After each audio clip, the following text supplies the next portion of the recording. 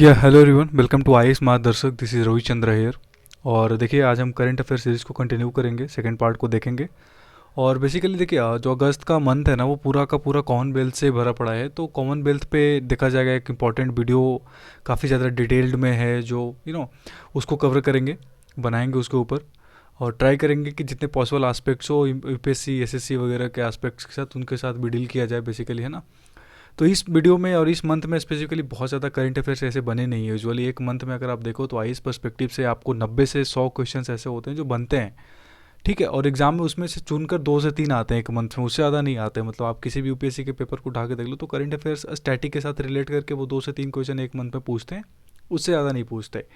तो वही हम देखेंगे आयुष मार्गदर्शक पे। आज हम ट्राई करेंगे सेकंड वेब सीरीज़ को समझने का, और जितने पॉसिबल एस्पेक्ट्स हैं समझिएगा, उनको देखिएगा ध्यान से। और फैक्ट्स को भी इंपॉर्टेंट है, फैक्ट्स को भी माइंड में रखना है, क्या रीज़न क्या है करंट अफेयर्स वो न्यूज़ में क्यों है। स्टैटिक पोर्शन के साथ पॉसिबल रिलेट करिएगा थोड़ा, है ना। स्टार्ट करते हैं। This is me Ravichandra. Start करते हैं। देखिए, आगे बढ़ने से पहले I would request everybody to please subscribe the channel. This is IAS Margdarshak by Ashish sir, and so please subscribe the channel, so your support. The first video was uploaded yesterday, तो अगर आपको पसंद आया है तो प्लीज़ आप उसे देखिए, सपोर्ट करिए, उसको शेयर करिए अपने दोस्तों के साथ। एंड जो करंट अफेयर्स यहाँ पे कराए जाएंगे वो बिल्कुल यूपीएससी लेवल के होंगे। आई गारंटी कि वो जो ऑप्शंस में जो बन के आते हैं, वो बिल्कुल आपको फील आएगा कि क्वेश्चन कहीं ना कहीं आपको करा गया है। क्योंकि आप 3-4 साल के इतिहास उठाकर देख लो, करंट अफेयर्स के जो भी पूछेगा वो इंडियन एक्सप्रेस, हिंदू, पीआईबी वगैरह सोर्सेज से ही पूछेगा। वो सारे के सारे सोर्सेज लेकर आता हूँ मैं आपके लिए। So if I spend certain time on this, so please I need your support as well, ठीक है। स्टार्ट करते हैं क्वेश्चन नंबर 1 के साथ। आराम से समझिएगा, उसके बाद आंसर करिएगा। ऐसा लगे जैसे कि आपको ना पेपर में कैसे आप इसको अटेम्प्ट करते हो, वैसे ही अटेम्प्ट कर रहे हैं आपको। अदरवाइज आप यहाँ पे बस सुनोगे और याद कर लोगे तो वैसे काम चलेगा नहीं। अटेम्प्ट बहुत इंपॉर्टेंट है कि कैसे अटेम्प्ट करते हो क्वेश्चंस को एग्जाम में, ठीक है। क्वेश्चन नंबर 1 है कि that electricity as a subject is mentioned in which of the following list of 7 schedule. जो हमारे शेड्यूल में 7 शेड्यूल है, भारत की कॉन्स्टिट्यूशन में 12 शेड्यूल हैं, आपको पता है। तो उसमें से ओरिजिनली हमारे पास जो 8 शेड्यूल थे, उसके अलावा 4 हमने ऐड करे, तो 12 शेड्यूल हो गया है टोटल। तो उसमें से भारत के जो कॉन्स्टिट्यूशन है, संविधान में, उसमें से किस शेड्यूल में ना 7 शेड्यूल के किस लिस्ट में, जो 3 लिस्ट हैं, कंकरेंट लिस्ट, यूनियन लिस्ट और स्टेट लिस्ट, इनमें से किस लिस्ट में electricity as a subject mention है। आपके ऑप्शन समझ में आ गया क्या है? स्टेट लिस्ट में, यूनियन लिस्ट में, कंकरेंट लिस्ट में, नन ऑफ द अबव कौन सा होगा? देख, the right answer is concurrent list. आपको ये याद रखना है कि इलेक्ट्रिसिटी जो है ना, इलेक्ट्रिसिटी ये कंकरेंट लिस्ट का सब्जेक्ट है। कंकरेंट लिस्ट कहने का मतलब क्या होगा कि इस पर यूनियन भी बना सकती है, स्टेट भी बना सकती है। स्टेट लिस्ट में सिर्फ स्टेट बनाते हैं, ठीक है। जैसे एग्रीकल्चर एक बहुत इंपॉर्टेंट सब्जेक्ट है, ठीक है, वो बहुत इंपॉर्टेंट एस्पेक्ट है, कई बार इसमें डील भी करते हैं। पुलिस भी एक स्टेट सब्जेक्ट है, पर सेंट्रल गवर्नमेंट भी इंटरफेयर करती है। जैसे यूनियन लिस्ट तो बहुत सारे हैं, टैक्सेशन वगैरह जितने, वो सब यूनियन लिस्ट में ही आते हैं मोस्टली। कंकरेंट लिस्ट में एजुकेशन है, इलेक्ट्रिसिटी है, वाइल्ड लाइफ है, कुछ चीज़ें और भी है। तो इस चीज़ में आपको बताना है कि इलेक्ट्रिसिटी कहाँ था, कंकरेंट लिस्ट में है। आगे देखिए न्यूज़ में क्यों है। देखिए, इलेक्ट्रिसिटी अमेंडमेंट बिल आई है 2022। अब यूपीएससी थोड़ा इसको टफ करेगा तो इलेक्ट्रिसिटी से वो ये पूछ देंगे इलेक्ट्रिसिटी अमेंडमेंट बिल में क्या प्रोविजन है, 2 स्टेटमेंट दे देंगे। तो ये प्रोविजन आप ना पीआरएस लेजिस्लेचर से पढ़ लिया करो, थोड़ा एग्जाम पर्सपेक्टिव से वो अच्छा साइट है, वहाँ से आपको सारी चीज़ें मिल जाएंगी।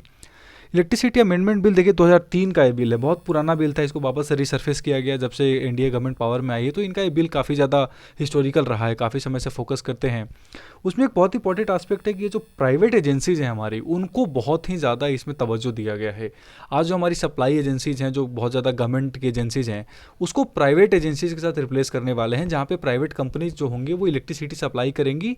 और आपके पास ऑप्शन होगा कि आप कहाँ से खरीदना चाहते हो, आप प्राइवेट से खरीदना चाहते हो या पब्लिक से खरीदना चाहते हो। इफ़िशियंसी का खेल है पूरा का पूरा। इसके ऊपर बहुत ज़्यादा अप्रोर हुआ था, बहुत ज़्यादा प्रोटेस्ट वगैरह हो रहे हैं। तो ये पूरा का पूरा जो करंट अफेयर्स है वो इसी के साथ डील करता है।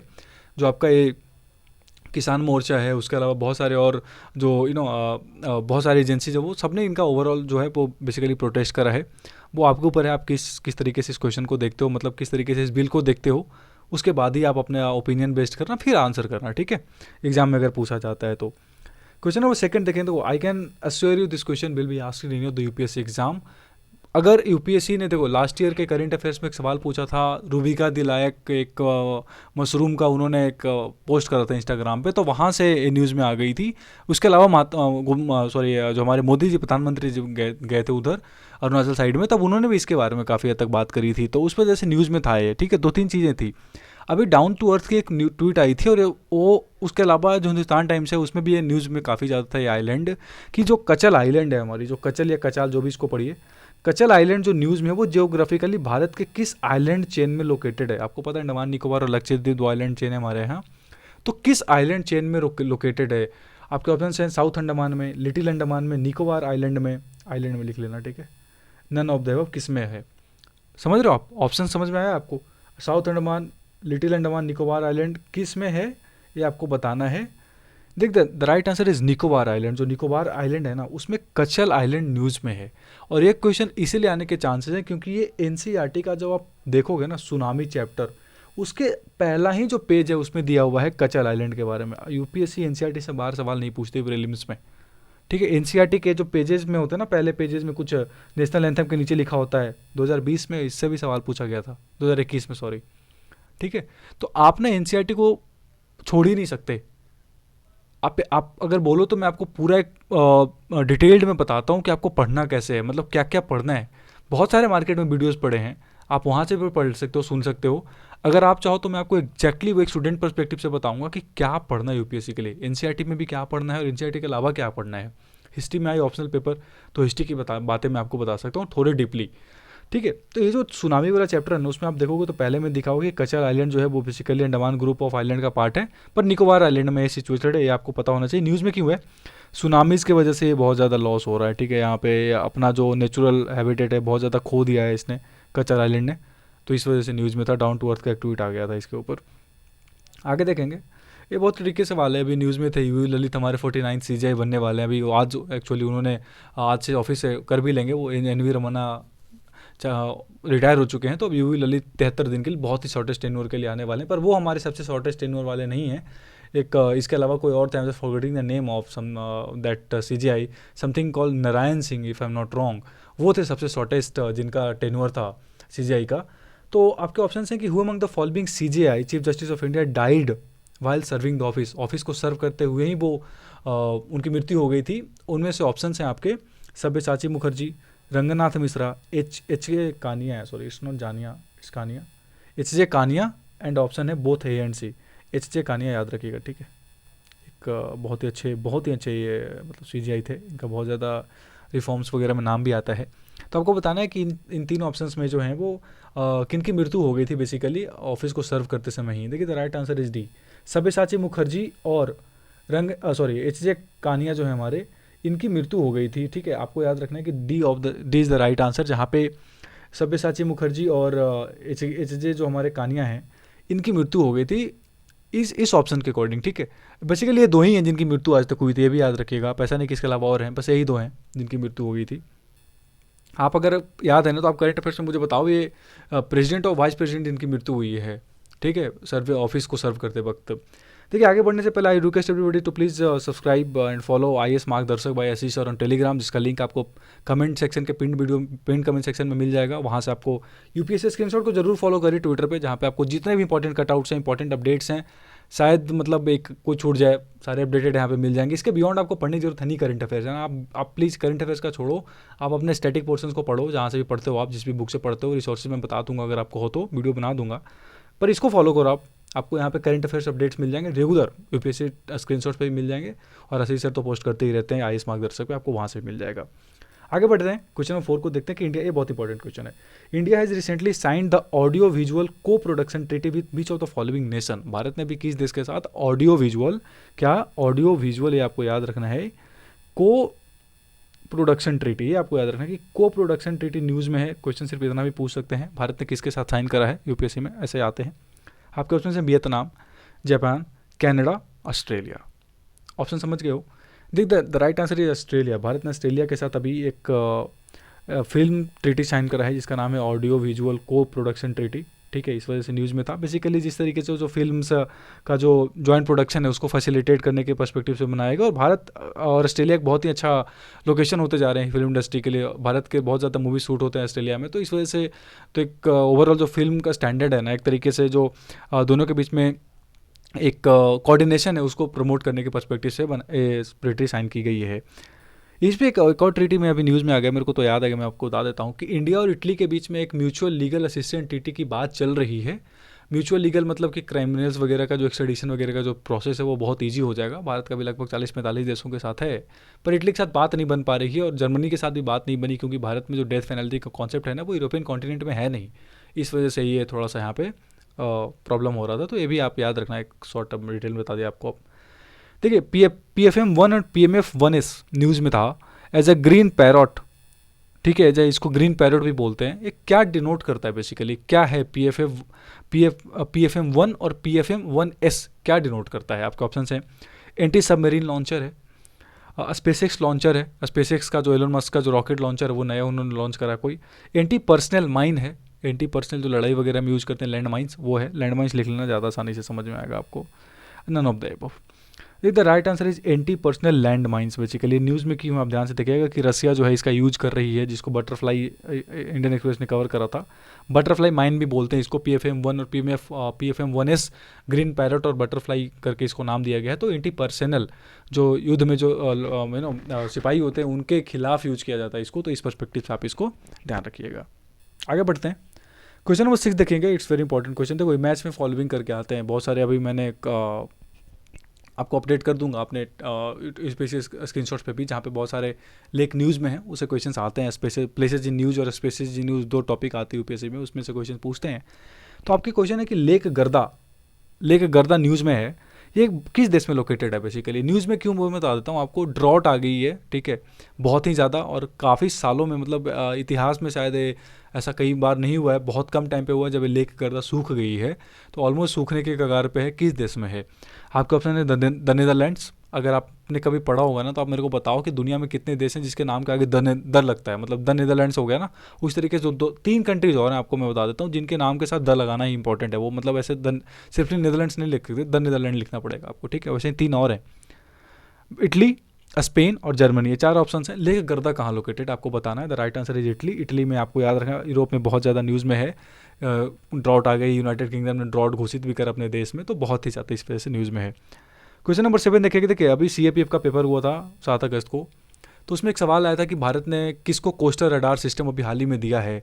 तो यूपीएससी किस तरह के जो एग्जाम्स होते हैं डिफेंस वगैरह के, उसमें इस तरह के सवाल आते हैं। तो CDS का जो भी पेपर आने वाला है नवंबर में, if I am not wrong, अक्टूबर या नवंबर में जो पेपर आने वाला है, तो वहाँ पे चांसेस हैं कि बहुत ही जल्दी इसके ऊपर क्वेश्चन बन सकता है कि अभी भारत ने किसको एक डॉर्नियर मैरीटाइम पेट्रोल एयरक्राफ्ट दिया है, किस देश को दिया है डॉर्नियर मैरीटाइम पेट्रोल एयरक्राफ्ट। आपके ऑप्शन है श्रीलंका को दिया, ईरान को दिया, वियतनाम को दिया या फिलीपींस को दिया, किसे दिया हमने? The right answer is Sri Lanka. Sri Lanka को भारत ने अभी हाल में एक Dornier petrol maritime petrol aircraft दिया है। बेसिकली डॉर्नियर क्वेश्चन इस तरीके से आएंगे किसे दिया है, तो आपको याद रखना है श्रीलंका को दिया है। फिलीपींस हमने डील करा ब्रह्मोस का, वियतनाम के साथ हम सबमरीन्स वगैरह का डील कर रहे हैं, और ईरान के साथ तेल। आगे देखेंगे क्वेश्चन नंबर 8, गौरव स्तंभ किस भारत के किस सिटी में बनने वाला है, किस सिटी में वहाँ पे उसका मतलब इनॉग्रेशन होगा कुछ समय बनने के बाद? आपके ऑप्शन हैं कोलकाता में, लेह में, लद्दाख की कैपिटल, श्रीनगर या गया बिहार में। कहाँ पे बनने वाला है? देख द राइट आंसर श्रीनगर। अभी जो लेफ्टिनेंट गवर्नर है, आप बताओगे ऑप्शन में आंसर में कमेंट में कौन है। वैसे मैं हिंट देता हूँ, इस लास्ट टाइम यूनियन मिनिस्टर हुआ करते थे और वाराणसी के रहने वाले, इतना मैं आपको बता देता हूँ। बहुत ही अच्छे व्यक्ति, इनका बहुत ज़्यादा नाम वगैरह है पॉलिटिक्स में। तो आपको बताना है कि पहले लेफ्टिनेंट गवर्नर कौन थे जब यूटी बनी कल जम्मू कश्मीर, वो भी आपको बताना, और अभी प्रेजेंटली कौन है। इन्होंने नहीं बोला कि गौरव स्तंभ बनेगी श्रीनगर में, क्योंकि श्रीनगर और जम्मू को ये बोलते हैं लैंड ऑफ सरस्वती एंड चैतन्य, है ना, जहाँ पे बहुत ज़्यादा ज्ञान वगैरह का प्राप्ति है। और ये गौरव स्तंभ बनाया जाएगा क्योंकि जो हमारे सोल्जर्स वहाँ पे अपनी जान देते हैं ना जम्मू कश्मीर में, बहुत ज़्यादा पाकिस्तान और जो इन्फिल्ट्रेटर्स हैं उनसे फाइट करने की वजह से, तो उसके लिए उनकी मेमोरी में हम गौरव स्तंभ बनाएंगे। क्वेश्चन नंबर 9 देखेंगे कि विनवैक या विनवैक्स जैसे पढ़िए आप इसको, 2022 अभी एक हाल ही में बायलैटरल मिलिट्री एक्सरसाइज था भारत और किस देश के बीच हुआ। डिजास्टर रिलीफ पे है टोटल, ठीक है, disaster relief multi disaster relief कैसे हम प्रमोट कर सकते हैं उस पर है।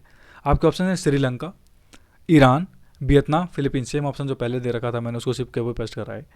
देखिए the right answer is Vietnam और भी याद रखिएगा, विनवैक्स और वियतनाम। अभी हाल ही में भारत और वियतनाम ने विनवैक्स 2022 कंक्लूड करा और जहाँ पे डिजास्टर रिलीफ पे हम बात करने वाले हैं, मतलब डिजास्टर रिलीफ को कैसे प्रमोट किया जाए उसके ऊपर बात की गई। जो फ्लड्स वगैरह आते हैं उसमें किस तरीके से इंडियन आर्मी, इंडियन नेवी, अभी हाल ही में एक सवाल आया था सीएपीएफ में कि ऑपरेशन जो है ना संकल्प किसके द्वारा लॉन्च किया गया था, तो इंडियन नेवी उसका राइट आंसर। तो इस तरीके के ऑप्शन क्वेश्चंस बनते हैं बहुत ज़्यादा, ठीक है। तो आपको भी पता है इंडियन नेवी, इंडियन एयरफोर्स का रोल कितना बढ़ जाता है, आईटीबीपी का रोल कितना बढ़ जाता है जब भी ये फ्लड्स और समथिंग लाइक दिस आती है ना।